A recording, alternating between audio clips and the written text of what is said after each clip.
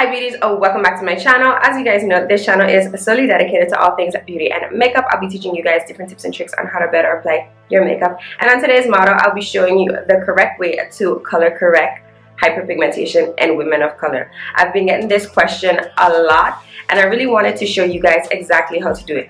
Hyperpigmentation comes from a number of things. You can get it from acne scarring, you can get it from inflammation, or you can also get it from sun exposure. One of the most cliche things that I've always heard is wear sunscreen. I know you hear it all the time, but it actually helps. You have to think of it like this. When you are exposed to the sun, you get darker, your skin gets darker, you get a tan. So the dark marks on your face also gets darker and it becomes harder to cover, and honestly it's really unflattering, and I know I've suffered with it for a very long time.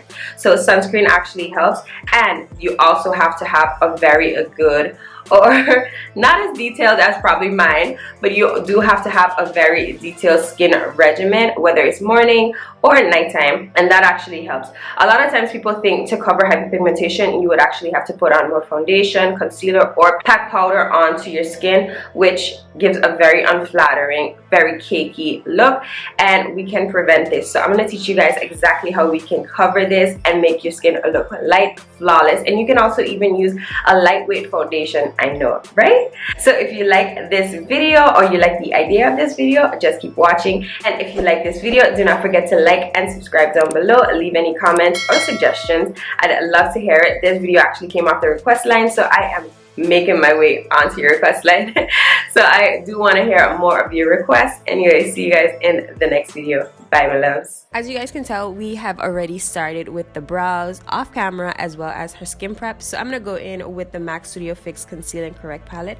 There's an orange shade all the way to the very bottom on the right hand corner. I am going to go in with that and just color correct all her hyperpigmentation. This tends to stop the dark marks from protruding through the foundation. I know a lot of times people think that you would have to put on extra foundation or powder and pack that onto the skin, which makes it look very heavy and very cakey. The purpose of this is actually for us to eliminate the use of all that extra product in that cakey look, and this step would actually make your foundation look very flawless. It just takes away all that dark shadows, the dark marks from around your face, any part of your face. You can actually do this. It makes your skin flawless when you put on the foundation. So it's as if we're starting with a blank canvas. So that's exactly what I'm doing. I'm just going to paint over every part of the hyperpigmentation or any dark marks.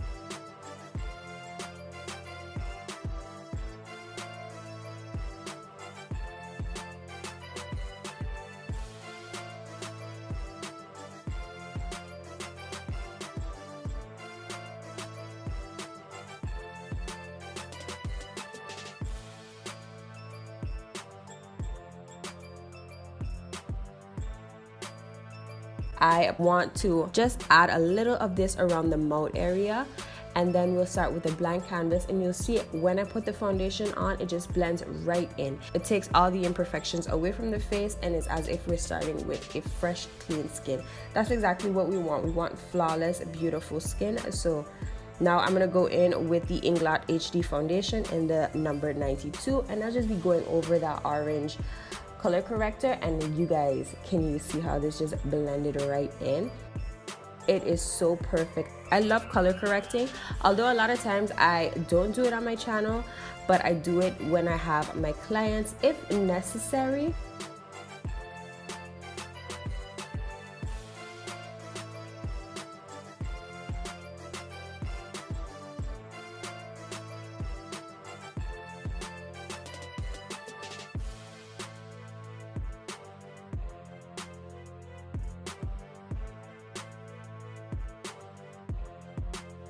And you guys know exactly how I do my foundation routine. I just go mostly the outer perimeters, but because I did color correct, I always make sure I cover all of that color corrector, just dabbing it into the skin. Do not swipe because you do not want it to be messy. You don't want to remove the product that you place first. So just continue dabbing the product over the skin very gently, very lightly, but just make sure it is fully covered.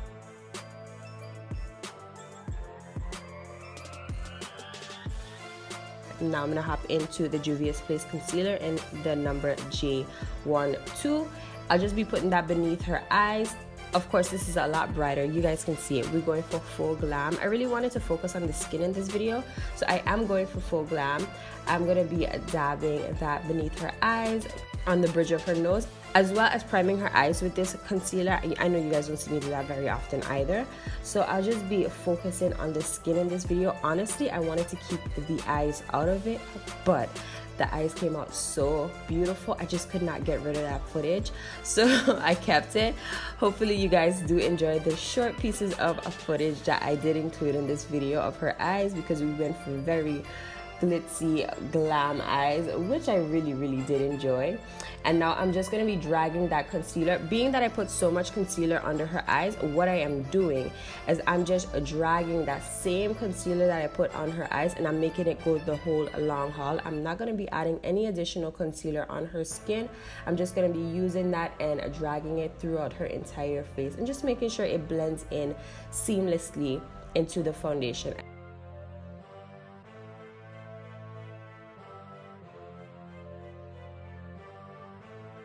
Now I'm just gonna go in and contour. I'm using cream contour as well.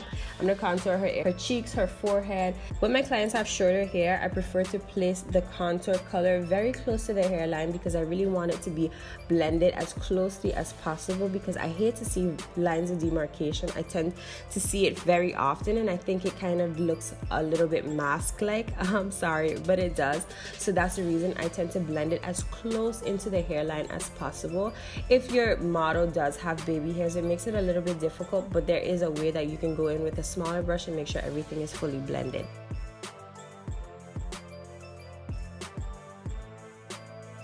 Now I'm gonna go in and just press the powder in. Being that I'm going in with a heavy eye, I'm gonna be baking with the powder, so I'll place the powder, just making sure setting it properly. Then I'll go in with a little bit more powder, just placing it under, but not dusting it off quite yet, because I want it to be able to dust the shadows off when they do fall, because I am going to get a lot of fallout, being that I'm dealing with glitter and pigment.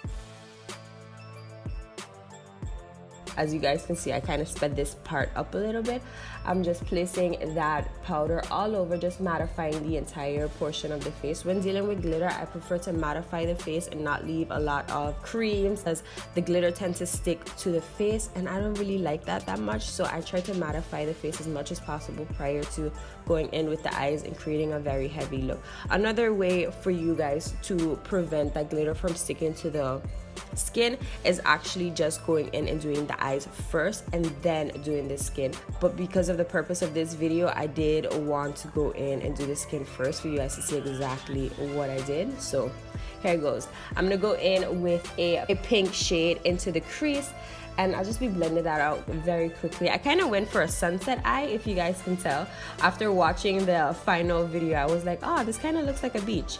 But I went in with the pink first, then I added a bit of yellow above that, and I just blended them together, just making sure I marry those colors and everything is fully blended.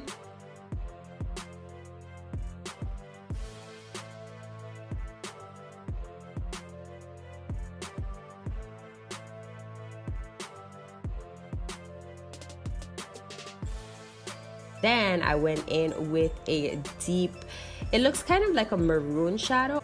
I went all the way in and blended it to the center of the crease, and as you guys can tell, I'm just blending. Sometimes the brush tends to not have any product on it, and I'm just like blending and making sure that everything falls in place properly, because I am very cautious of everything I do when I'm blending eyes. Now I'm gonna just add a bit of black, and from here we just basically freestyle this entire look.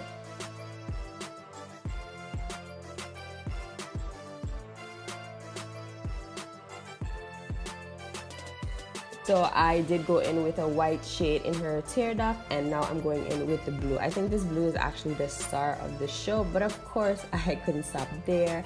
I had to add some more pigment on top of that. I'll put all the names of the shadows below.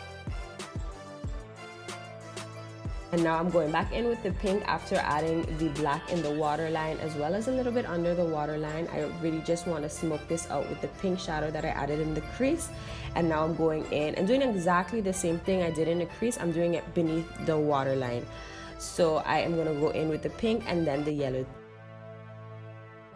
I didn't mix the glitter off camera, but like I said, this video was primarily about the skin. I just wanted you guys to see a little tad bit of my blending skills.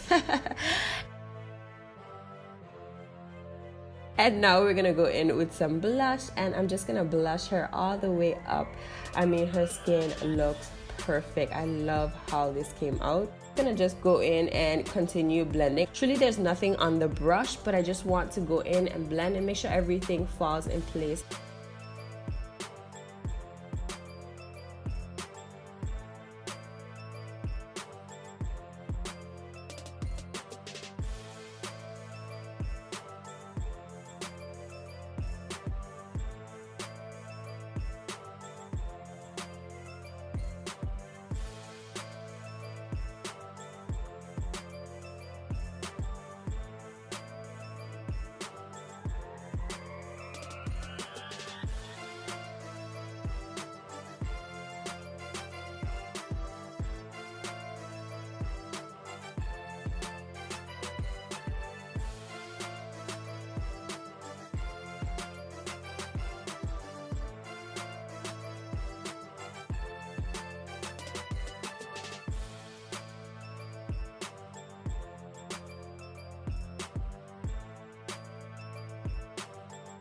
So I hope you guys did enjoy this video.